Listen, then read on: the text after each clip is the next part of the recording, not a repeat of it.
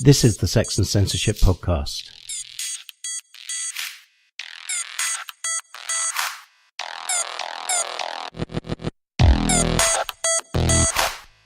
Welcome back to the podcast. This is Jerry Barnett. You can find the Sex and Censorship blog at sexandcensorship.org. You can find me on Twitter as Porn Panic. You can also find somewhere or other the Facebook page, which is called Sex and Censorship. And I even have a book available which is called Porn Panic. It's been very well reviewed and you can find it on sale at Amazon and all good bookstores. I did the interviews in this podcast in 2012 with two activists, Shelley and Edie, who were strippers in East London and had recently joined a trade union in response to attacks on their right to work. For me, 2012 marked my awakening that weird things were happening in politics. I'd been politically active in different progressive causes for many years before that. The stripper campaign was born in East London in response to a new wave of morality activists calling for the closure of strip venues. While earlier morality movements had been based in the religious right, this movement was a left-wing one, a feminist one, rooted in the Labour Party and supported by the Guardian newspaper and other kind of liberal media outlets. This was the moment I woke up to the deep conservatism that had got its claws into the political left. It's the moment I became a campaigner for free expression, and it's the moment I parted company with the political left. A few months later, I wrote my book, Porn Panic, or at least I began to write my book, Porn Panic, which was eventually published in 2016, and which tells the story of sexual freedom under attack, and it features the story of the East London strippers. The first interview is with Shelley. I've been working as an erotic dancer for the last 10 years. Prior to that, I had a very good job in journalism for a fashion business website, and prior to that, worked in financial journalism, but I'd wanted to be a stripper since I was 6 years old. When I say that, people always say, oh my God, how did you know at that point what that was? Or surely you mean that you wanted to be an actress or something, but I must have seen something at that kind of age to do with striptease, be it on the TV or something, because I knew what it was and I knew that it's what I wanted to do. But I never dreamt that I actually could do it. So worked very hard at school, did a journalism degree, got into journalism, but I wasn't happy, and I saw an advert for the London School of Striptease and thought, let's go and explore this. This fantasy is wrong. Well, it was a fantasy to do it, but also this curiosity and this need almost that I'd felt to do it since I was a little girl. So how old were you when this happened? I was 24 at the time. So as I say, I'd seen an advert for the London School of Striptease at a dance studio where I was just doing some basic fitness type stuff. And I went along and did a 6-week beginner's striptease course and absolutely loved it. So then I did an intermediate course after that, and then dragged a male friend around the various strip pubs and clubs of London's East End to choose somewhere to start. I know you've also been involved in kind of political and charity type causes. Can you talk a bit about what you do? I was quite shocked when I first started. It was lovely to be in an environment with people who understood what I meant when I said I'd wanted to do it since I was 6. I remember being in a changing room with a dancer called Yasmin, and mentioning wanting to do it since I was 6, and she just sort of looked up from pulling a stocking on or whatever she was doing. She was like, oh, me too. Well, actually, since I was 5. And it's just a normal thing. And it was great to be in that environment. It felt like coming home. Suddenly I was somewhere where people understood me.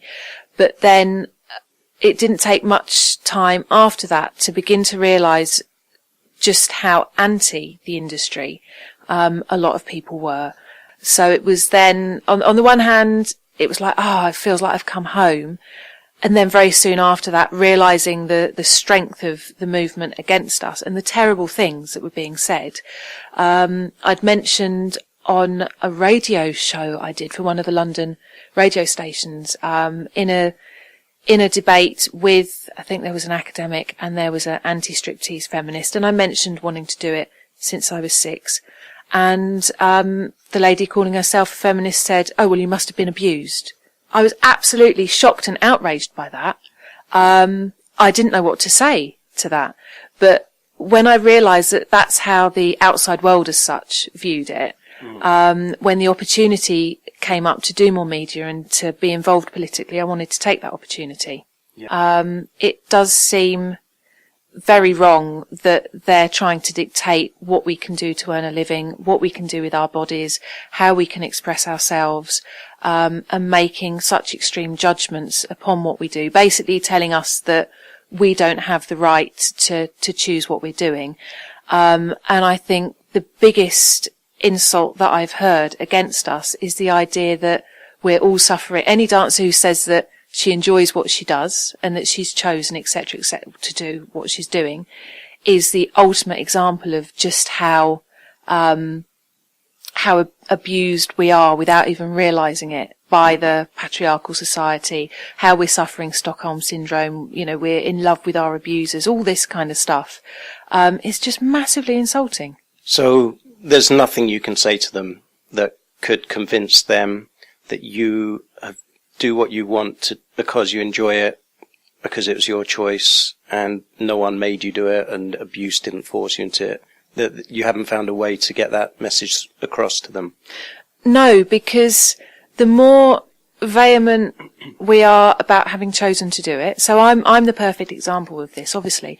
Fantastic, happy childhood, had a very, very well-educated, good job, went into this totally as a choice, absolutely loved it. No, the stronger I try and make that argument, the more that's been used against me of proof of just how damaged my mind is, that I really think that I've chosen it and that I'm enjoying it. So there isn't any argument against it, no. You mentioned you'd been for a meeting in Parliament. Can you say what that was about? That was part of your political campaigning work. Yeah, that meeting was one of the debates surrounding the change of the licensing from the Licensing Act 2003, where strip clubs in some cases were registered and licensed within the same bracket as alcohol establishments, etc. This is the one where groups like Object were shouting that you could buy a woman like you could buy a cappuccino, that strip clubs had the same licensing as cafes, which wasn't actually the case when you looked under the surface of it at all. But that's a whole different subject. But that meeting was at Parliament. It got publicity because Peter Stringfellow was there, Object were there, etc., etc. And I'd gone with a friend, and we weren't on the panel, but we were hoping to put our points across and have our voices heard in the discussion afterwards. In fact, we didn't do that, and after we left the meeting, we didn't even speak to each other for another half hour. We walked in silence to the tube. We sat on the tube next to each other looking at the floor because we were just so horrified by what we'd heard. We as dancers had been talked about in such a derogatory manner by Object and by the anti-strip campaigners who were there. It felt like having been physically abused. We felt like we'd been punched in the stomach. We had been labelled as being on the one hand, these terrible victims who didn't even realise how abused we were and how awful, but then on the other hand, evil women who were the cause of rape and abuse and all these other things. And that was the first time I heard the argument, the Stockholm Syndrome argument.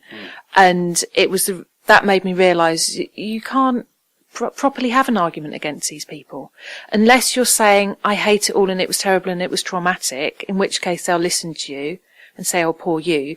Any other thing other than that they just don't want to know about. And I think that's the worst that I've felt in 10 years of dancing.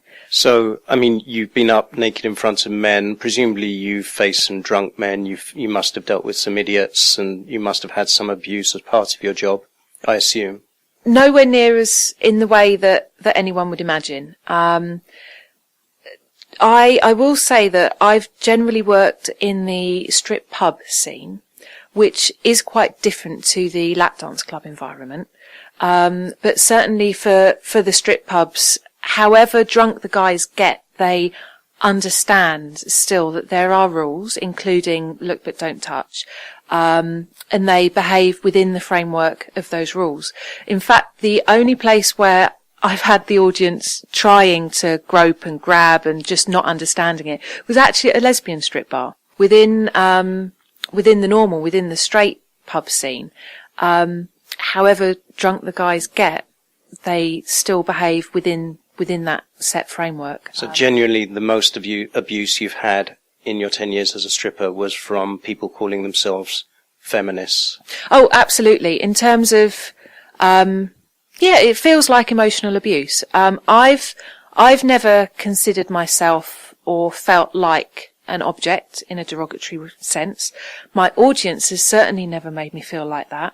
The only people who have labelled me in that way and made me feel like that are Object and the similar feminist groups who are anti-striptease, who, as I say, I mean, for me, I've been doing this for 10 years. I believe very much that it's a force for good. I believe that very, very passionately. I've been involved in a lot of charity work, all the political work. And so to have another woman who actually hasn't been in a strip club, who won't hear my voice, won't listen to my side of it, because what I'm saying is just proof of how abused I am. To have someone like that telling me what you've been doing for the last 10 years is the root cause of virtually all the ills in society they seem to want to label upon this. You're the cause of rape, you're the cause of abuse, you're the cause of domestic violence. It's all because of what you have been doing. And as I say, to not be able to argue against that, to not have my voice heard against that, to not have my decade of experience listened to, is really horrible. And it's that's made me feel worse than anything I've ever experienced elsewhere in 10 years as a dancer. Something that I also think is quite outrageous is the fact that the men who go to strip clubs and to lap dance clubs, who are being labelled as all coming out as crazed hormonal potential rapists, they're not being talked about. They're not being talked to in any of this. Groups like Object won't listen to our voices as dancers, unless we're saying we hated it. And then they also won't listen to the audience's voices either. And I think it's massively insulting to men. I'll have to say, as an offshoot, I went to an all-girls school. I was made to believe that most men were terrible only after one thing, etc., etc. And my opinion of men has actually gone up through being involved in this industry. I think they're fantastic. And I'm outraged on their behalf that they're all being labelled in such a negative way. Yeah. So what is Object's problem? I don't know what Object's problem is. If I felt that I understood where they're really coming from and what the root of it all is, then maybe it would be easier to tackle them in some kind of way. Ultimately, if they are only 10 or 20 people, which seems to be the rough numbers they can get out on a demo, who cares anyway, except for one small problem, that it seems that journalists like to listen to them too. I think it makes for a good story. I don't want to make sweeping comments about the media as a whole, but it has seemed to me, particularly as an ex-journalist, that the tone in many publications, including The Guardian, including the Daily Mail as the ultimate example, is becoming more and more negative and hysterical and almost wanting to create an environment of us all living in fear that everything we're doing is wrong and that everyone's intent towards us, be it politicians, be it businesses, everyone's out to get us. And now even our own desires and what we're choosing to do with our own lives is wrong as well. And it seems to me sometimes like they almost enjoy it, and like the readers almost enjoy it. It was almost a sort of orgiastic frenzy of horror and how terrible. And I see that also in The Guardian. with some of the journalists there, and I find it really, really disturbing. I think also many of them, talking about the journalists now, have their minds so made up. I read a column that was in The Guardian. I can't remember the journalist's name, but she'd accepted an invitation to go along to Secrets. And so in her column, she's saying, so along I went to Tits Are Us. And that kind of thing, really derogatory language. And it's as if publications and editors look for those kinds of angles, because it makes more juicy reading. People don't want to read, oh, it's all wonderful and it's great and it's lovely. The reading public also seem to want to almost enjoy believing it's all terrible. Now, I also understand you're trade unionised and you've been active as a trade union rep. Can you talk about that? Yeah, I'm a member of Equity, the Performers Union, internationally known and respected Performers Union. Because what I'm doing when I'm at work is a performance, and my audience isn't buying me in the way that some so-called feminist groups would say. They're buying my performance, and Equity recognise that, and through them they've been helpful in trying to fight against certain London boroughs that have a long tradition of striptease, from shutting down all the striptease venues, for example, in Hackney. Currently, in November 2011, the fight is against Tower Hamlets, taking away all the licences. And Equity will continue to support us as performers against having our legal, union-recognised, taxed income, against having our jobs disappear. So, yeah, I mean, in summary almost, then you have some supposedly left-wing people who call themselves Marxist, anti-capitalist and feminist attacking unionised, well-paid jobs because they disapprove of what you actually do for your living. Absolutely. And in arguments about licensing, the councils will say in their documents it's not about morals. It's not about that side of it. But how else can it be explained? Particularly places where venues have been open for 30, 40 odd years, and now are being told you have to close. In that interview, Shelley mentioned the East London boroughs of Hackney and Tower Hamlets, which had faced strong campaigns from a variety of groups to have the clubs closed down. These campaigns have been driven by a number of factors. One is increasing activism by anti-sex groups, both the feminist and religious varieties, and another is the increasing gentrification in these traditionally poor areas. The next interview is with Edie, a stripper who danced for many years in clubs in those areas and who has been involved with the campaign to save the venues and the jobs that come with them. I'm sitting with Edie Lamort, who's a stripper. That's Lamort spelt Lamort, as in death. Hi, Edie. Nice to meet you. Hi. Tell me a bit about how you became a stripper and why you do it. I've always done music and performance, and I basically was doing the usual day job that destroys you by the end of the day and you have no money, and decided I was going to do something that paid full-time wages for part-time work so I could go and do all my music and my band stuff and my performance stuff as well. But also because I'm naturally inclined to be a performer and be on stage.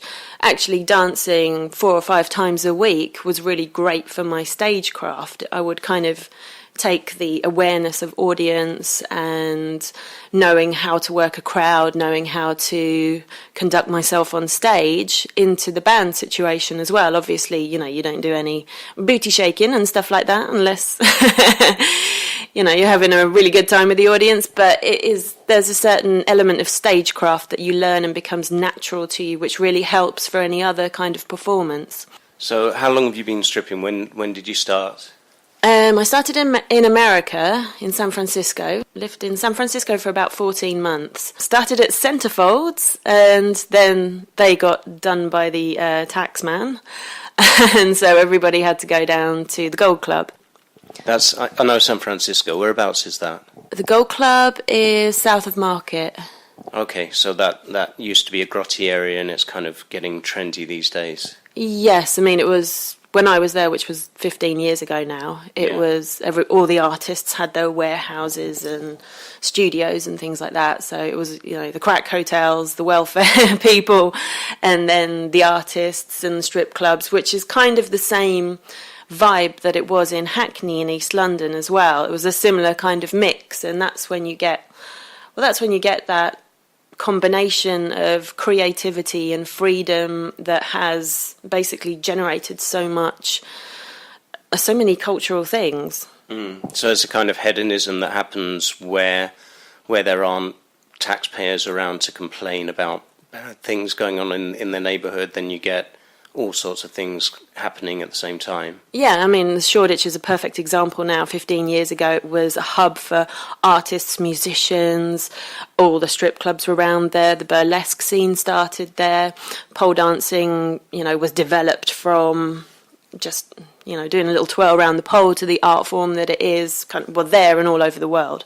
But in terms of the kind of London scene, that was the space where you had the freedom and the opportunity to do that kind of thing, and a lot of creative people came together. And now you have the situation in Shoreditch where you've got a lot of middle class people moving in, suddenly going, "Oh, I don't approve of this, we must shut it down." And it's like, well, why did you move to this area? You moved because it was trendy and because it was fashionable, and now you're complaining about the things that made it fashionable in the first place. So yeah, gentrification. Actually, I think the same's happened south of Market. So .com companies moved in there, and property prices shot up, and then suddenly people didn't want to see homeless people in their area or have strip clubs or exactly. Move them on. I've been reliably assured by feminists that people like you've either got a pimp or you've got a heroin or crack habit. Well, let's see. No, I'm not a crack addict. I can say I have never, ever taken crack, and I do not wish to. I'm not a heroin addict either. No man has ever tried to force me to do it. A few have tried to tell me to stop. All the strippers that I've met, I have never met a frail, weak, frightened, bullied little thing. This is a myth, and the whole feminism argument is a red herring and a distraction from the real argument, which happens to be about freedom and civil liberties. And what kind of society do you want to live in? Do you want to be free to be yourself and do what you want to do? Or would you like restrictions imposed upon you? One thing that these feminists, so-called feminists, because they're not really feminists, don't seem to understand is that as the decades have progressed, we have become more free. Years ago, if a woman wore a short skirt, she would be condemned as a slut. And now as we've moved forward, you can wear whatever you like, you can be yourself, you can express yourself, and that's great. The emancipation of women has also brought along sexual emancipation, which not only affects women, but it affects gay, transgender, lesbian, BDSM scene, whatever you want to do, you can do it. Some people might not be into it, some people might not approve of it, but if you want freedom and you want to protect your freedoms overall, you have to allow other people to do things that you might not be into. You cannot go around condemning people and telling them, you can't do this, you can't do this, you can't do this. You all must be like me. I will enforce my way upon you and it will make me feel safe about myself. That is not what you can do. That is not freedom. Nobody ever asked the women. Yeah, exactly. Nobody ever asks us. It's one of the things we find most offensive about groups like Object and UK Feminista. And when we do try to talk to them and try to say, hold on a second, this is our point of view, they accuse us of having Stockholm Syndrome. The debate I went to about a month ago, I knew they were going to tell me I had Stockholm Syndrome, so I already kind of got that out before they even got there. And then at the end, they told me I was a propagandist for the sex industry and my pimp must have paid me to do it. I was like, no, nobody's paying me. I'm doing all this for free. I wish somebody would pay me, but I'm doing it because I think what you're doing is wrong and very misguided. I accept this kind of attack from the religious right. You know where they're coming from and they're honest in their views. What what's dishonest is groups like Object that you mentioned, who are typically middle-class women, who seem to disapprove of the way a lot of working-class women make their income, and are as determined to save them from being fallen women as, say, the missionaries of the 19th century were. Yeah, one of the reassuring things was the article written by Workers' Liberty on, I think that was the only journalist that was there at the Tower Hamlets debate, who she kind of, at the end, she was sceptical all the way through the debate, and then at the end she was like, I just felt like I'd gone into a time machine and be transported back to like 1830s to some kind of Victorian missionary meeting. And there is this, they want to rescue you like a kind of religious fundamentalist, very Victorian, trussed-up way of thinking, and it's deeply patronising. And if you tell them, actually, no, I don't want you to rescue me, I'm fine, they then accuse you of having psychological problems. Interestingly, I've been reading a book on the history of Bedlam, and the amount of women throughout the ages who were condemned to lunatic asylums for being sexual in any way whatsoever, which is a completely natural urge, for being what would be seen as deviant or gay or anything like this, they were all condemned to lunatic asylums. These people are trying to reverse the historical trend. They are trying to take us all back like 100 years or so. And the most worrying thing is that they sit up there on panels next to religious fundamentalists, and it's like, what are you doing? What are you doing? Can't you see that you will be next? If you manage to succeed in your mission to ban all of us and persecute all of us, it will close in around you as well. You are only free because we are free. Objectification is something that confuses the hell out of me, because I've heard it going around for 20 or 30 years and I still haven't got a clue what it's supposed to mean. Can you explain what objectification is? It seems like a very ridiculous way to discuss human interaction and human sexuality and attraction. It's even in the sex industry or a strip club, attraction works on many different levels. To just look at a pair of tits and go, whoa, it is always more complicated than that. If it was just somebody looking at your tits, it would mean I would have dances all the time and I wouldn't have to go up and talk to people. I would just be like, da-da, da-da, da-da, da-da, but it's not. It's about personality as well. It's not just one thing, it's many different things. In terms of men gazing upon me, or women gazing upon me, because don't forget, there are gay strip clubs as well. I've danced several times at the Candy Bar, the lesbian bar, so I've had women look at me, and then I've danced in Brown's, in the White Horse, at the Peel, and men have looked at me. Or, you'll get a couple in who are having a little fantasy with themselves, and they'll book you for a private dance, and they both enjoy it. And also in the Tower Hamlets thing, which they don't include on their website, they're also going to close down a male gay strip club as well, where men dance for men. Yeah, I find it obsession with women being these kind of delicate little flowers, these fragile creatures who must be covered and hidden away, and which is about as far away from feminism as you can get. Exactly, but that's the kind of thing that they're trying to re-establish and reinforce, which is nuts. Yeah. So in Tower Hamlets, you're fighting actions to get strip clubs closed down. What's happening there at the moment? Well, they did the consultation. The results have been in for a month, yet they haven't published them. I think it's because it didn't go their way. They wanted it to be... they wanted everyone to go against the strip venues, but I think it's actually gone in favour of them. Mm-hmm. This was sent to me by one of the customers, actually. I don't know how we managed to get this information. Edie brandishes a document.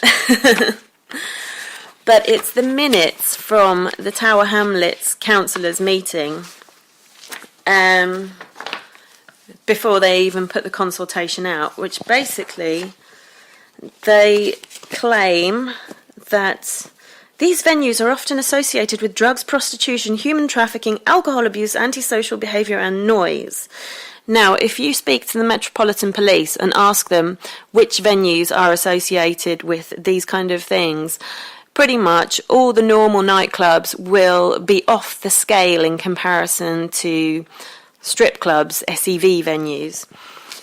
All these minutes basically show that they've already decided before it went to consultation that they should close all these venues down.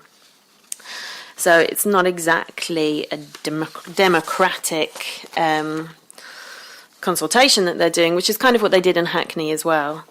In terms of the human trafficking, the argument that they always go on about, in a very irresponsible way, it's been EU law for at least 10 years now that when you start working at a place, it doesn't matter whether it's a strip venue or a temp agency, a restaurant, a bar, whatever it is, you have to show your documents to show that you have an EU passport or you've got a visa to work anywhere in the European Union. Yeah. That was brought in to stop all the illegal immigration, but of course that means that there is not one single trafficked person in a legal licensed venue. Can I just ask about one other thing, which is the claims, again, coming from groups like Object, that there are more rapes in areas where there are lap dance clubs or strip clubs?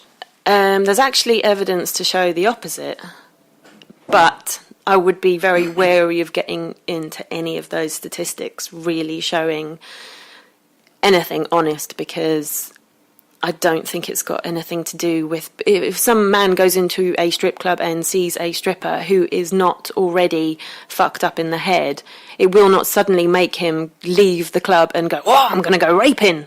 It's ridiculous. The figures I've seen show that across the Western world, rape has come down massively in the past 30 years. Now, I'm sure that's not down to strip clubs or the availability of porn or whatever, but there are changes in society. What it seems to say is that openness about sexuality is good for women, presumably good for children as well, who may be abused, and that actually by attacking sexuality and by trying to push it underground, you can only make things worse. Definitely, and it's also, rape is about power and control. In our Western liberal democracies, where we have openness about sex to a certain extent, we have more rights for women and more freedoms, and they kind of go hand in hand. There's a good report done by Brooke Magnati, who was a Belle de Jour, who kind of tackled this issue, and basically it just shows that it's got nothing to do with anything. In London, for example, Lambeth has the highest level of rape, and that has no strip clubs. At the end of her report, she's got men who rape don't do so by accident. Ordinary men without tendencies to rape do not do so inadvertently or because they suddenly went to a lap dancing club.